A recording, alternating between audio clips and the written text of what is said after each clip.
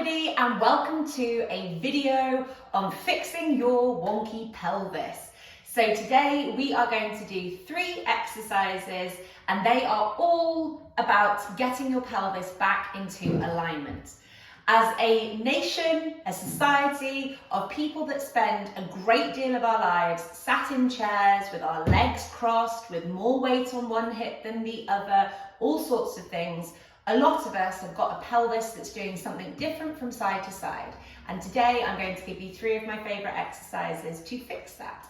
What you're going to need is a static back setup. So for static back, you can have your legs up over the edge of a sofa, maybe the edge of a bed, or you can have your legs up over a chair like me. Always grab a couple of extra cushions. I'll explain why when we get ourselves into position. You're also going to need a yoga block as well, and a little sliver of wall a little bit later on. Before we get started, as ever, please make sure that you look after yourself. This is a generic video that I'm putting out into the internet with good intentions, but it may not suit you. Your body is different and certain things may suit some people and not suit others. So as long as the exercises feel like productive hard work, they are probably doing you good. If they feel like you are aggravating your normal symptoms of pain and tension, it's just not the exercise for you. Don't push through. The quicker you can learn that rule, the quicker you're going to be on the road to progress. Okay, let's get started. So, I am going to show you what my static back setup looks like. I'm using this dining room chair like this. I've got a cushion underneath my calves. If I didn't have this cushion, my ankles would be lower than my knees, and if I relax my knees, they flop off the side of the chair. So what the cushion does is allows me to relax my legs whilst they stay in alignment with my hip. The same goes for the cushion underneath my head. If I didn't have the cushion underneath my head, I'm going to lift up my rib cage a little bit and my back isn't going to be flat on the floor. I really want you to have your rib cage flat to the floor, but not because you're pulling your muscles down in your belly, because your head angle has changed. And that's going to be achieved through either 1, 2, or even 3 cushions underneath your head. We're going to grab our yoga block. Depending on the size of your yoga block, it might depend on which way round you have it in between your knees, but I'm going to put the yoga block in between my knees like this. They're a little bit narrower than hip width apart, but it's okay, that's not too much. And I'm going to maintain a steady, constant squeeze on that block with my knees. So I'm not letting go, I'm not pushing too hard, I'm maintaining a sort of 3 out of 10 level of effort on that block throughout. And I'm going to set a timer here for 5 minutes. So I've set my timer. I'm popping my palms facing up. That's going to help open up the arms and open up the front of the chest. I don't want my arms up at 90 degrees like this. If I do that, I'm way more likely for my shoulders to go around my ears. So have the arms a little bit closer towards your side. That's going to stop you elevating your shoulders. It might make you feel a little bit more rounded up off the floor, but that's all right because it will start to drop over time. And we're just going to tune into our breath here. So we're going to breathe into our nose and we're going to look to fill our belly using our breath. We're trying to get back to our nasal diaphragmatic breathing that we would have done when we were a baby. We want to get out of our mouth, get out of our neck and get out of our chest. So into the nose, expanding the belly with the breath, and out through the nose again. Keep squeezing this block with both of your knees, and what you'll hopefully notice as time starts to go on is that you'll feel your adductors, so your inner thigh muscles here, are going to start switching on to keep that block in place.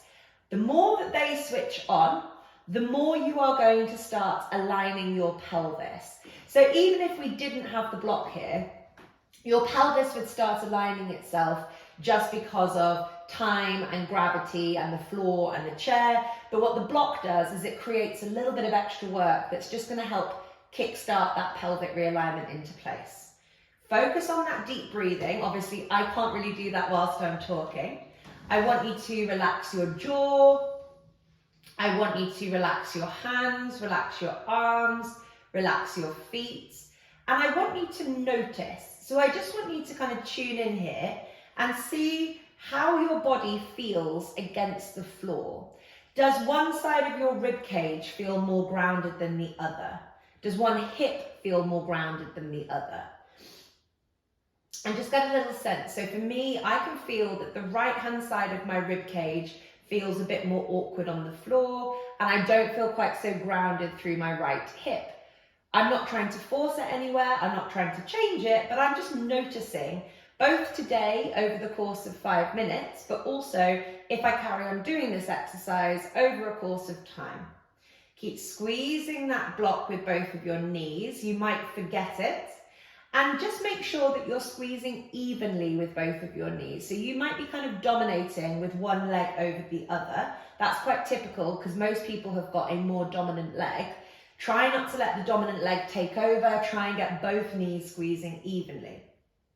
Now that I've been here a little bit of time, I just had a little release around my rib cage and I just felt like my shoulders opened up a little bit more and I've got a bit more space at the front of my chest, which is always a nice feeling. Keep the back of the neck long, so we don't want the neck tilting sort of up like this, that's compressing it. Keep the back of the neck long, keep focusing on that breath. Everything stays calm and relaxed other than those knees and maybe those inner thighs. We've got 1.5 minutes left here in static back with a sort of block between our knees, and then we're going to move on to the next exercise. Hopefully this exercise feels good for you.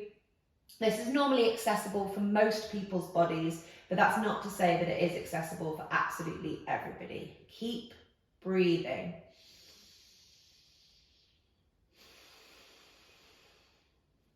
We're really relaxing our belly here. Stretching the belly, stretching the abdominals through that diaphragmatic breathing and just allowing things to let go and relax. So many of the problems that we have are caused through tension and overwork, and an amazing remedy for that is through relaxation, because it's the opposite of tension and overwork. So often we think in our sort of alpha society that we need to push, force, do, and actually what that does is just creates an atmosphere of stress and resistance from our body. Let's let go, let's tune into the breath, and let's give ourselves a 10 to 15 minute break today where we're just focusing on feeling good and letting go. We've got 20 seconds left here. Keep squeezing that block and keep the breathing nice and steady.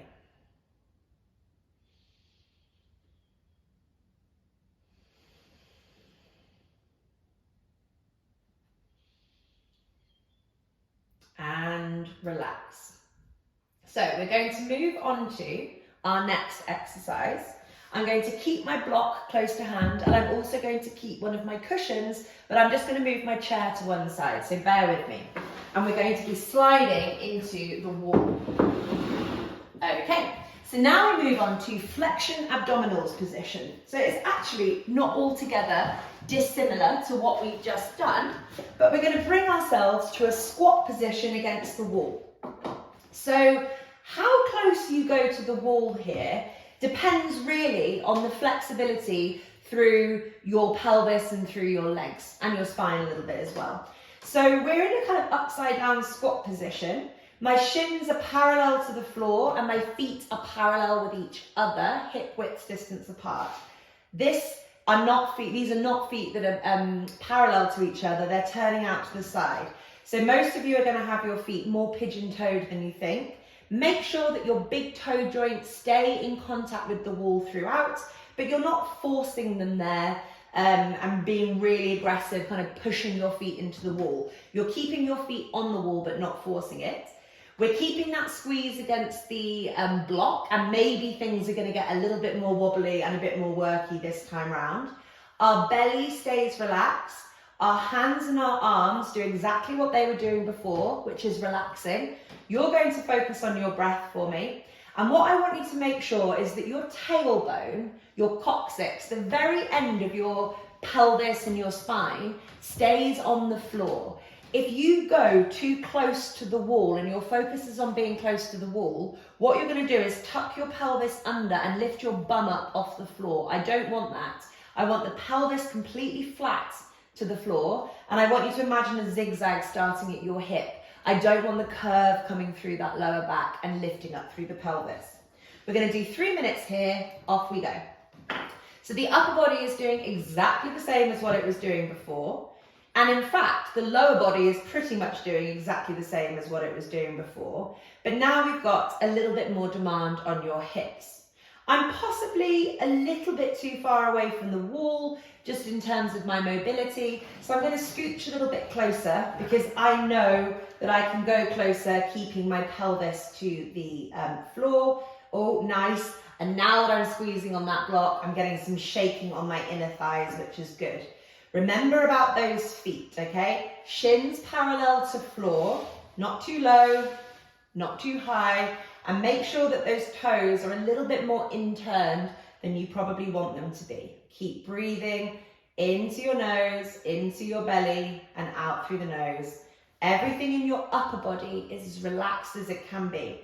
There's no hand tension, there's no jaw tension, there's no abdominal tension.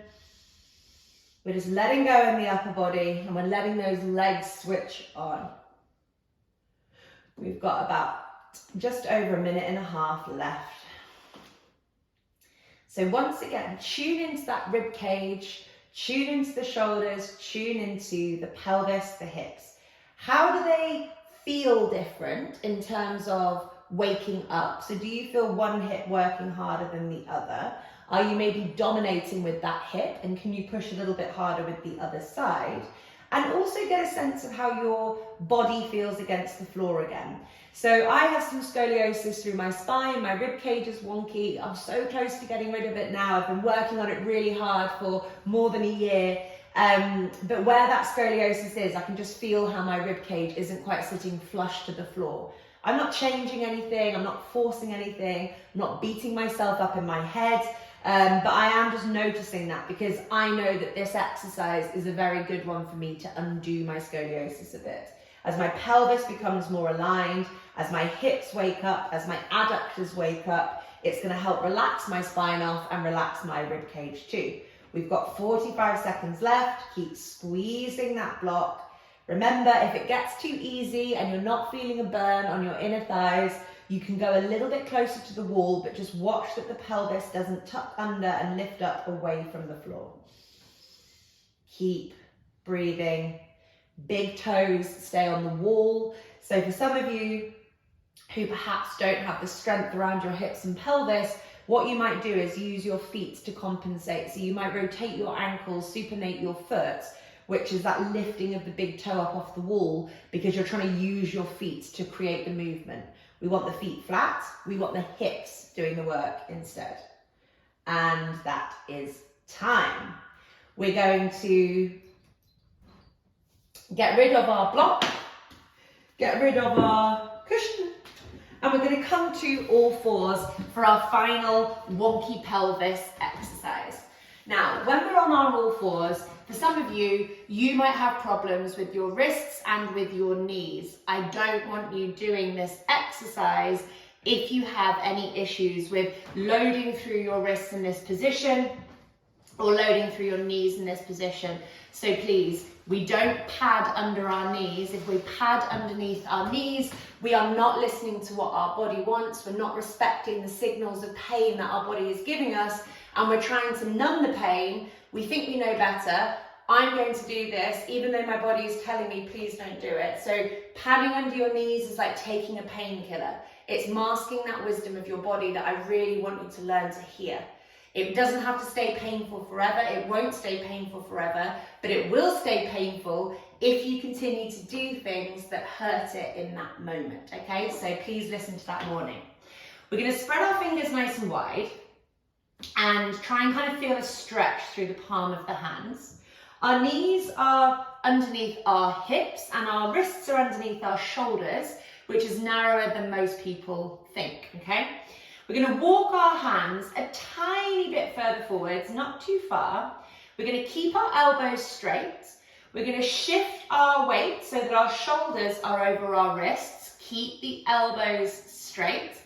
We're going to roll the pelvis forwards and sink an arch into our lower back. So we're putting our pelvis into extension. And then what we're going to do is, without bending our elbows, we are going to sink into our shoulder blades, relax our head, and we're going to pull our shoulders away from our ears. Notice here how my elbows are staying straight. So this is one of the most common things that I see, bending elbows. And the other common thing that I see is that people go too far forwards with their pelvis, so their shoulders overshoot their wrists, and then they hurt their lower back. If your lower back is hurting, you've most likely gone too far forwards with your torso. The shoulders stay above the wrists, they move closer to the floor, which is different to moving forwards. And make sure your head stays relaxed. We're going to do 1.5 minutes here, and then that's going to be the end. Take a break as often as you need, and make sure you listen to your wrists and your knees. Off we go. So we're spreading the fingers wide, shoulders are over wrists, sinking into the shoulders, relaxing the head, pulling the shoulders down away from the ears, keeping the elbows straight, fully relax the head. You're breathing. Just because the exercise is hard, it doesn't mean that you hold your breath. And we roll that pelvis forward so that we create the arch in our lower back. Keep pulling the shoulders away from the ears, and you'll feel how you're contracting the muscles along the back body. You're creating spinal extension, pelvic extension. We're working the shoulders, we're getting the shoulders together. We're breathing, we're keeping the elbows straight. Take a break whenever you need.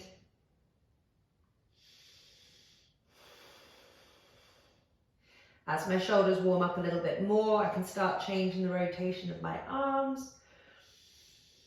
We're a minute in, we've got 30 seconds left if you're still with me. Keep the head relaxed, keep breathing. Roll that pelvis forwards. The shoulders stay above the wrists, it's not further forwards.